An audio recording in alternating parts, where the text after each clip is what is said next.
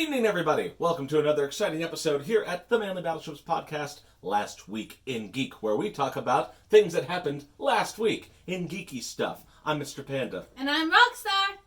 I absolutely forgot where we were going with this. Trailers! We always direct people to other videos that are better than ours. Before we get to that, our con schedule for the remainder of the year looks something like this. This coming weekend, we're going to be at Colossal Con East, which is in Mount Pocono. Not Mount Laurel, not Allentown, not all the other crazy places in PA that you like to say. It's Mount Pocono. It's fine. It's in Mount Pocono. Weekend at the Kalahari Resort Water Park. It's going to be a great time. Come on out. We have Content Con in Danville, Virginia in October. And we also have a small event called O3 here in Bloomsburg, Pennsylvania at the Bloomsburg University Building in Centennial.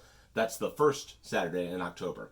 Also, we're allegedly going to Philadelphia that weekend on Sunday, so we'll keep you posted about updates for that. Now we can head into the trailers. Bad boys, what you gonna do? What you gonna do when Will Smith and Martin Lawrence come for you? That was awful. We're going to get demonetized for it anyway. The Bad Boys for Life trailer finally dropped after all these years of teasing of the third movie. I'm actually kind of excited because I like the Bad Boys series. We'll get to watch it in January of 2020. So exciting. You're not excited at all. I mean, I don't remember if Michael Bay is directing and producing this or not. All I know is, we also got a trailer not too long ago for a final Rambo movie, and I'm just like... Our favorite irreverent princess is back. Disenchantment Season 2 has dropped the trailer, and it's everything we've ever wanted.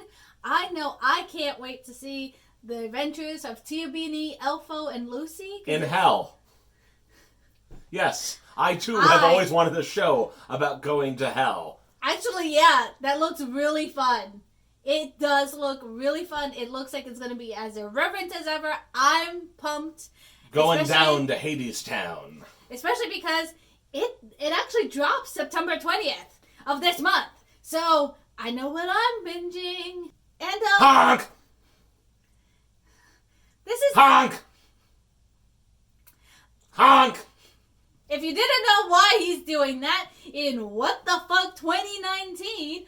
we're getting a very interesting game for the Switch called Untitled Goose Game, where you literally terrorize your neighbors as a goose and go around stealing things and honking.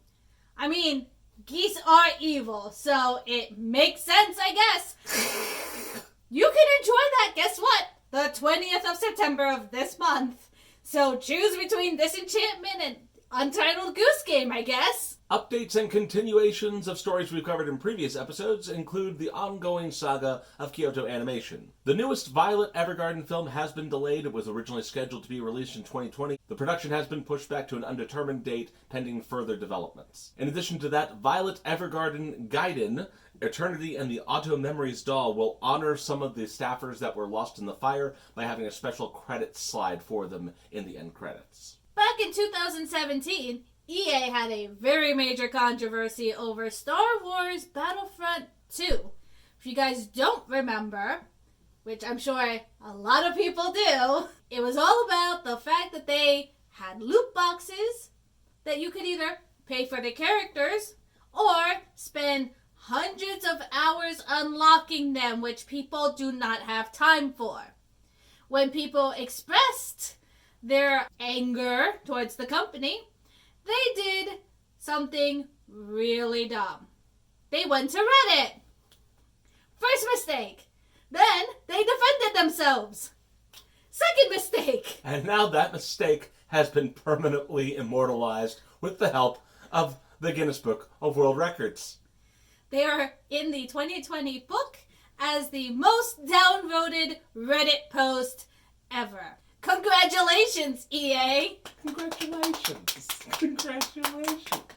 I guess it's just a matter of who's gonna dethrone them. Meanwhile, Sony has I would say tripled down on their statement of going alone with Spider-Man.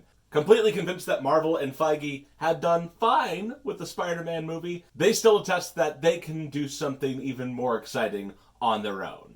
Anything you can do, I can do better. I can do anything better than you. No, you can't. Yes, I can. No, you can't. Yes, I can. No, you can't. No, you can't. No, you can't. I think we were supposed to separate that at the end. Yes.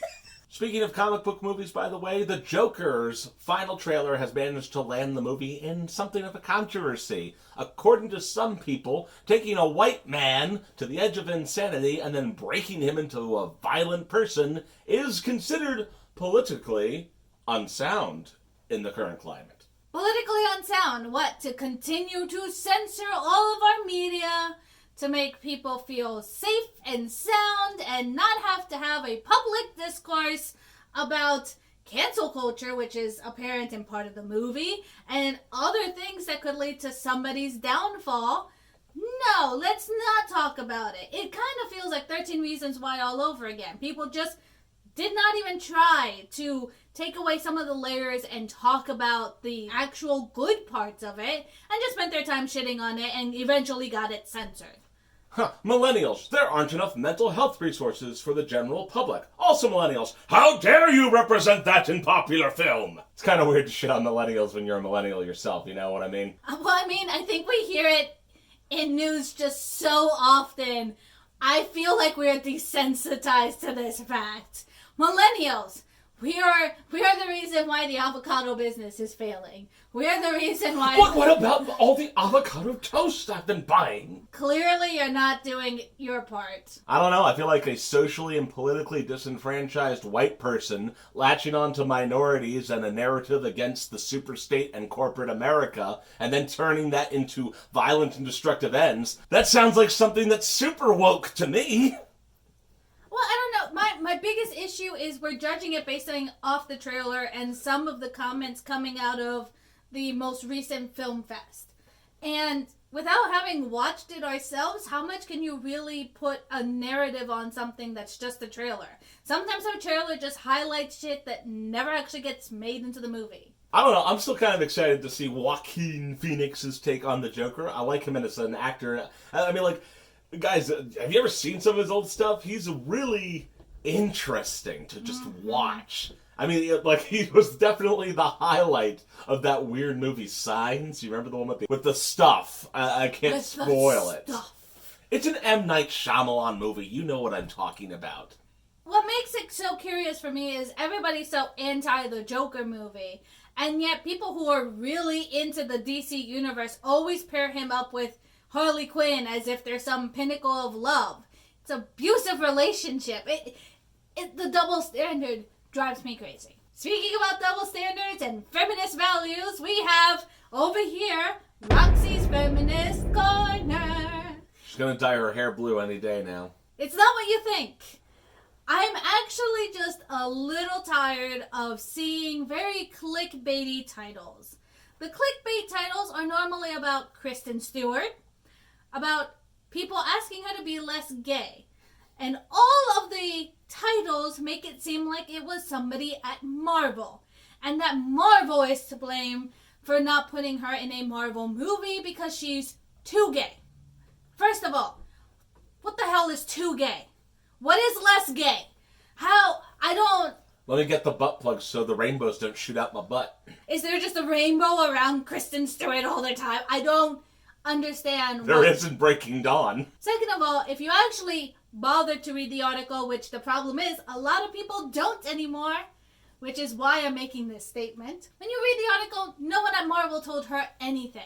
This is mostly just Hollywood insiders, which we've always known are a little sexist and biased and, dare I say, homophobic.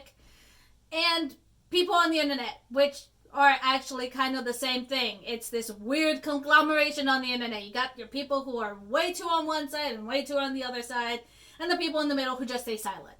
So what am I ranting about? I'm ranting about the fact that you guys are trying to make it sound like Marvel is the one at fault. Probably because a lot of people are frustrated about representation at Marvel. Starting a mob against Marvel based off of representation isn't going to get you more representation. Cancel culture at its finest doesn't really help other people. For that, I mean, how many videos have we done that is anti-cancel culture at this point? I mean, Why would we say we're anti-cancel culture, Roxy? That might mean we are cancel culture. Cancel culture.